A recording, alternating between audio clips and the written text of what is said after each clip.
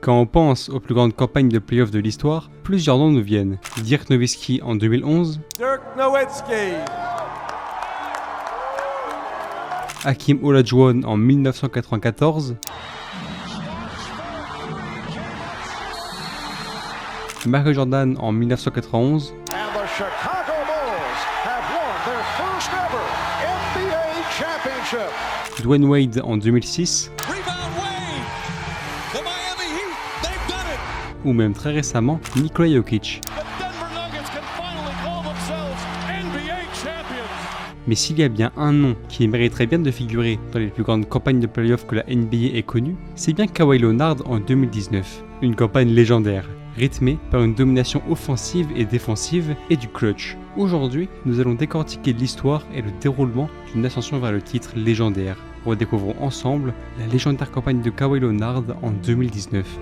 It's off to Leonard, defended by Simmons. Is this the dagger?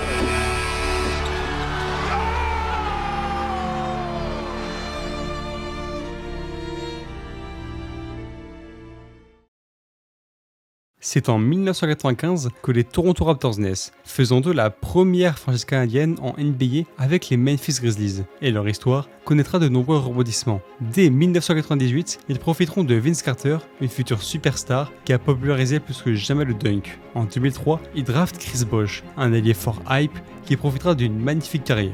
Et enfin, pendant l'ère 2010, le duo Laurie-DeRozan fera sa loi dans l'Est, mais sans jamais aller au bout, cause à un King en mode LeBronto, qui détruira pour de bon ce duo avec un sweep en 2018. Ainsi, cette franchise a connu deux grandes reconstructions, des projets dont l'unique but était d'atteindre le sommet de la NBA, mais qui n'y sont jamais parvenus. Alors pour notre histoire, je vous propulse été 2018, quand Kawhi Leonard demanda son trade au San Antonio Spurs. Ses destinations favorites, Lakers et Clippers, les deux franchises de Los Angeles. Évident quand on sait que Kawhi est un natif de LA, mais les Spurs n'ont pas envie de lâcher Kawhi n'importe où. L'ailier est à son prime et monte en puissance année après année. Alors c'est celui qui aura la plus belle contrepartie qui pourra s'offrir les talents de Leonard. Et ce sera les Toronto Raptors qui vont se bouger pour lui, avec un move qui fit débat. Ils échangent Jakob Poeltl et DeMar DeRozan, alors l'un des meilleurs joueurs de l'histoire de la franchise pour Kawhi.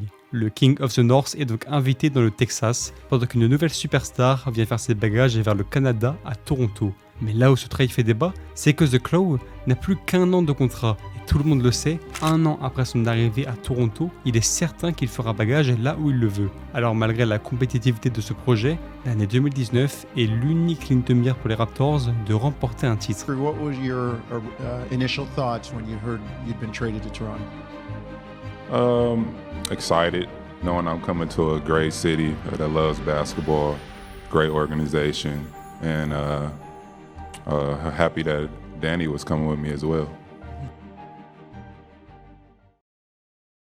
Avant la saison, les espoirs sont grands pour les Raptors, d'autant plus que LeBron James quitte enfin la conférence Est pour s'installer à LA. Il faut donc des nouveaux leaders à l'Est. Les Bucks, les Sixers, mais surtout les Toronto Raptors. Malgré la vingtaine de matchs manqués par Kawhi en vue de sa blessure, il montre un basketball de très belle qualité. Il faut dire que Nick Nurse fait du bon boulot au coaching. Laurie est un excellent meneur All-Star cette année-là. Siakam et Van Vliet sont de très bons jeunes. Et surtout, les bons moves à la deadline leur permis de récupérer Marc Gasol et ajouter du plomb à cette défense. Ces Raptors finiront deuxième de l'Est et ils n'ont qu'un mot en tête avant les playoffs: conquérir.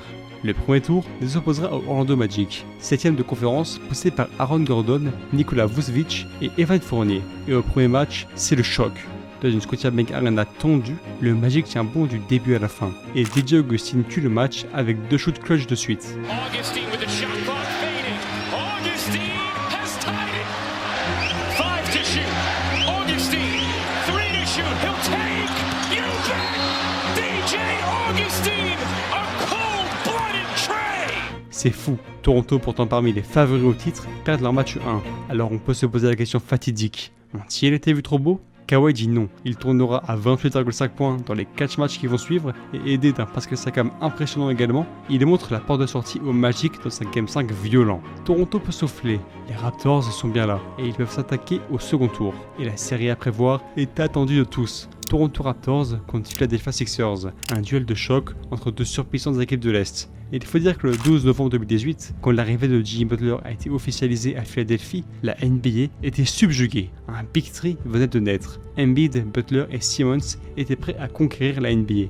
Et ils assumeront bien évidemment ce rôle de contender en saison régulière, puis en playoff, en détruisant les Brooklyn Nets au premier tour. Alors jetons un petit coup d'œil au Game 1 de cette série, et il signe le début d'une guerre sans pitié. Une guerre qui opposera des Raptors menés par un Kawhi prêt à bouillir face à des Sixers collectivement magnifiques. C'est un blowout, et Kawhi met 45 points et 11 rebonds dans ce match. C'est juste stratosphérique. Mais il en faut plus pour déstabiliser Philadelphie, qui remporte le match 2, qui sera l'un des seuls matchs serrés de cette série, avec le Game 4 et le Game 7. Le reste sont juste des blowouts, et Toronto survit au rythme des chefs-d'œuvre de Kawhi, qui alors est en train de faire une série historique. 35 points au match 2, 33 au match 3, 39 et 14 rebonds au match 4. L'ailier est surréaliste, et malheureusement, un Jimmy Butler déterminé poussera la série jusqu'à un 7ème match. La conclusion de cette série est attendue de tous. Embarquons dans un game qui s'annonce fou. Le gagnant de ce match s'invitera en finale de conférence, aux portes des finales. Pour deux projets aussi ambitieux, il est certain que la récompense est alléchante. Alors la Scotiabank Arena est en ébullition. Tout le monde est conscient de l'enjeu de ce match, et on sent dans le regard de Nick Nurse toute sa concentration. Lui qui sait que si les Raptors perdent ce match, il n'y aura pas de seconde chance. Alors l'entre-deux est fait, le match peut commencer. Le début de celui-ci sera compliqué pour les deux équipes, peu à droite au shoot. 1 sur 10 pour les Sixers et 3 sur 12 pour les Raptors. Rien de très glorieux donc, mais on peut noter un début de match parfait pour Leonard qui est impactant des deux côtés du terrain. Et il continuera son chef-d'œuvre au fil du match, se montrant encore une fois comme un sauveur pour Toronto. Mais un JJ Redick à la main chaude maintient les Sixers en vie. Et je ne penserai à vous apprendre si je vous dis que le reste du match sera très disputé. Alors faisons un cap dans le temps. Il ne reste désormais plus que 1 minute 50 à jouer. Les deux équipes sont à égalité. Chaque panier vaut de l'or. Non, du diamant. Et le premier à se faire lever la foule est Kawhi Leonard qui porte un 3 miraculeux. Il est à 34 points à ce moment du match. Le second est Siakam qui fait parler sa vitesse en transition pour faire passer les Raptors 4 points devant. Du côté de Philly, c'est Embiid et Butler qui provoquent très bien les fautes et convertissent ce lancer franc. Et le dernier lancer franc mis pour les Sixers sera celui de Embiid qui fait revenir les siens à 1 point à 12 secondes du coup de sifflet final. Alors Kawhi enfile sa cape et provoque à son tour une faute. Mais c'est la surprise générale. L'ailier rate son deuxième lancer franc. La balle arrive vite aux mains de Butler qui plante alors à ce moment précis un shoot phénoménal en transition. Nick Nurse prend un temps mort, 90 à 90. Il le sait. La possession qui va arriver est l'une des plus importantes de l'histoire des Raptors. Il dessine alors un système pour qui d'autre que Kawhi Leonard avec Marc Gasol à la remise. Celui-ci fait la passe à The Claw qui avance pas à pas jusqu'à la ligne de fond. L'ambiance de la salle est tendue. Respirer devient une épreuve pour n'importe qui est présent en cette Scotiabank Arena. Et arrivé à 0 degré, Leonard prend le shoot. Très bien défendu par Embiid. Le reste, regardez-le. It's off to Leonard, defended by Simmons. Is this the dagger?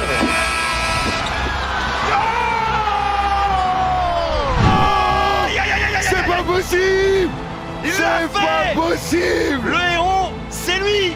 C'est pas possible! Il a pris la franchise sur son dos!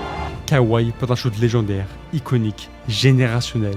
Un shoot parmi les plus clutch de tous les temps. Et il guide les siens dans des finales de conférence bien méritées. Mais de l'autre côté, Joel Embiid est en pleurs.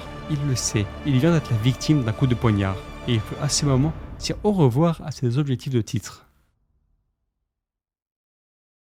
Ce shoot est magnifique, mais il n'offre pas le titre. Il reste 2 ennemis à battre pour Toronto, et le premier de ses ennemis est un grec qui vient d'obtenir son premier MVP, Giannis Antetokounmpo des Milwaukee Bucks, meilleure équipe de la NBA. Cette série est très dure à pronostic. Les deux équipes se sont montrées valeureuses et ont assumé en play-off. Elles ont toutes les deux le profil d'un champion. Mais une seule d'entre elles atteindra les finales. Et après les 2 premiers matchs, coup de théâtre. Les Toronto Raptors lâchent complètement. Ils se font battre de peu dans le match 1, mais se font dégommer dans le deuxième. Kawhi Leonard est bon pourtant, mais il ne peut pas être tout seul. Personne ne peut gagner un titre seul. Il doit compter sur le réveil de ses coéquipiers pour rattraper ce retard de 2 matchs. C'est simple, les Raptors n'ont le droit qu'à une seule erreur. S'ils perdent 2 matchs, cette campagne de play-off prendra fin. Ils ont désormais un statut pas du tout favorable. On les imagine déjà rentrer chez eux la tête basse. L'espoir d'un titre effacé. Leur fierté a pris un sacré coup. C'est normal quand on sait combien il est dur de remonter un 2-0. Mais ils vont maintenant pouvoir rentrer dans la Scotiabank Arena pour défendre leur terre et tenter l'impossible.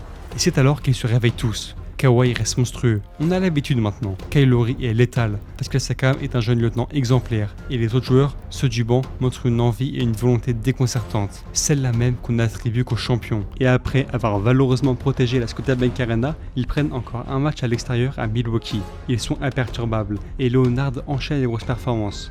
Désormais, ils mènent 3-2 et une victoire les emmènerait en finale. Et ils ne sont pas d'humeur à patienter. Alors dans le Game 6, ils donnent tout face à une équipe des Bucks déterminée. Ce match est fou, il sera constamment disputé. Chaque possession semble si importante pour le destin. Mais quand il ne reste plus que quelques secondes, les Bucks commettent une faute sur Pascal Siakam qui scellera l'avenir. Les Raptors remportent ce match. Et avec ses 27 points et 17 rebonds, Kawhi Leonard guide les Raptors en finale, faisant d'eux la première franchise canadienne à atteindre the cap. Inutile de vous dire que l'ambiance à Toronto est festive. Maintenant, ils peuvent croiser les doigts. Plus qu'un obstacle avant le titre. Congratulations to the 2019 Eastern Conference champions, Toronto Raptors.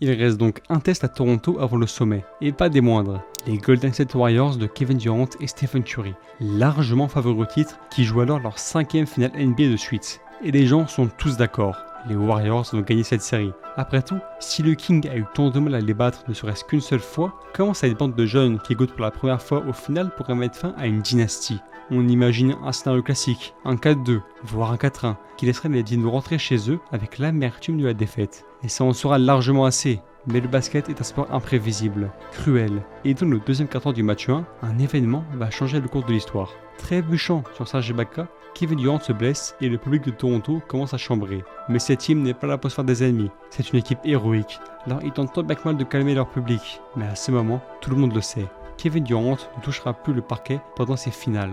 Privés d'une de leurs superstars, les Warriors ne réussiront pas à pallier cette absence dans la suite du match. Pourtant, s'il y avait bien un match à gagner, c'était bien celui-là, avec un Kawhi moins agressif, tentant 14 shoots, et n'en convertissant que 5. Stephen Curry aura tout donné pourtant, mais il part mal avec une défaite qui donne un gros coup au mental.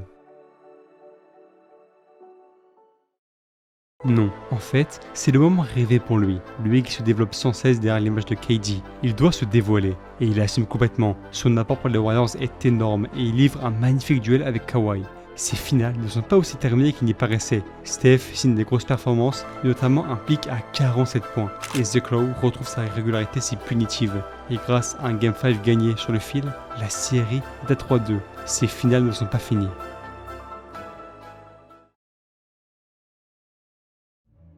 Malgré les grosses performances de Leonard, les Raptors n'ont toujours pas gagné cette série. Ils doivent encore gagner un match pour la bague, et le trio Kawhi Lowry Siakam assurera complètement cette rencontre. Chacun fera un très bon game, et ils combineront 74 points, 23 rebonds et 16 passes à la fin du match.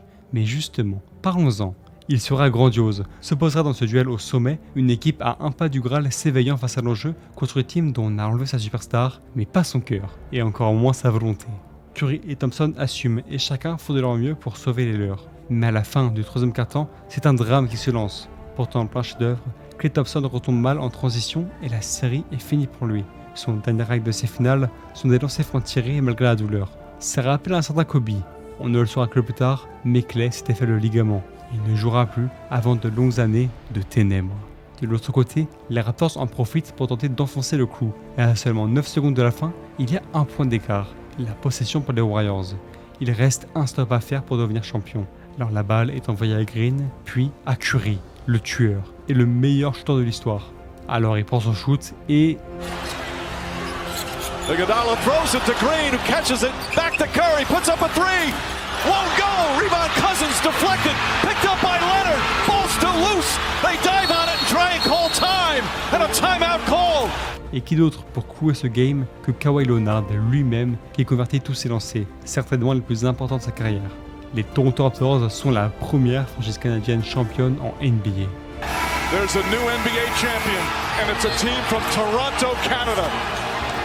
We the North are now we the champions. The Raptors, the 2019 NBA champs. Your 2019 NBA champions, the Toronto Raptors.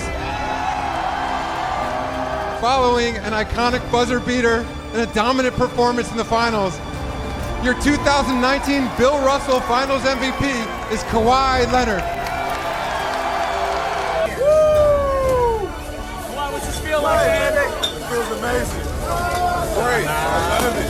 What's in our time? Gotta enjoy it.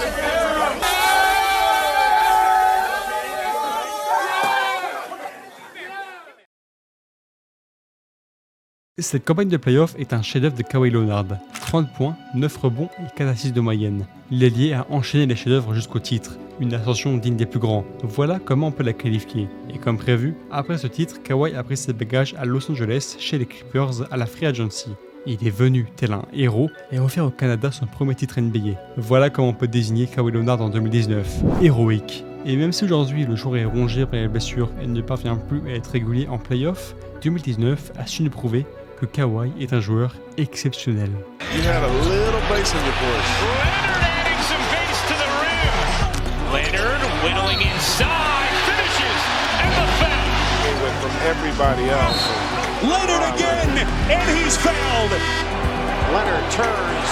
Oh, ridiculous! Get it inside, Gasol. Leonard! He switches, fires a long one. Oh, nothing but net. Leonard by Harris. It's off to Leonard, defended by Simmons. Is this the dagger? Oh! Here is Leonard with the runner. Yes! Double. Leonard. Gasol with a nice pass. Defense, he's on Leonard. Leonard gets away and nails a three-pointer. Leonard gets away from Bell. Oh, and throws it down with a foul. The explosion to the Siakam to Leonard. Leonard and the foul. The rim. Cousins is finishing well. Leonard finishes and gets hit, and a chance for a three-point. Oh man, just life experiences.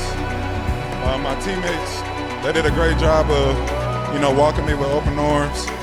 The management, so they just told me to come out and play basketball.